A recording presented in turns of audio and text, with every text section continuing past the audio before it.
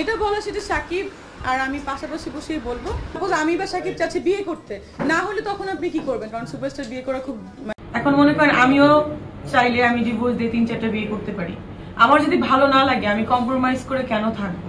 বাংলা চলচ্চিত্রের মেগাস্টার শাকিব খান আবারও আলোচনার কেন্দ্রবিন্দুতে। গুঞ্জন উঠেছে তৃতীয়বারের মতো বিয়ে করছেন তিনি। এবার বিদেশের মাটিতে পাত্রীর নাম নায়িকা মিষ্টি জান্নাত। গতকাল বিকেলে শাকিব খানকে মিষ্টি জান্নাতের সঙ্গে সিঙ্গাপুরগামী ফ্লাইটে দেখা যায়। একাধিক সূত্রের দাবি এই সফরের উদ্দেশ্য শুধুই ভ্রমণ নয়, বরং জীবনের নতুন অধ্যায় শুরু করার প্রস্তুতি। জানা গেছে শাকিব খান চেয়েছিলেন এই বিয়ের খবরটা গোপন রাখতে, এমনকি ঘনিষ্ঠদের অনেকেই কিছুই জানতেন না।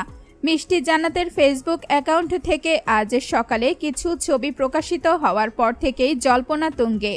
শাকিব খান সম্প্রতি এক সাক্ষাৎকারে বলেন, যদি ভালো না লাগে আমি কম্প্রোমাইজ করে কেন থাকব, আমি ডিভোর্স দিয়ে নতুন করে বিয়ে করতেই পারি।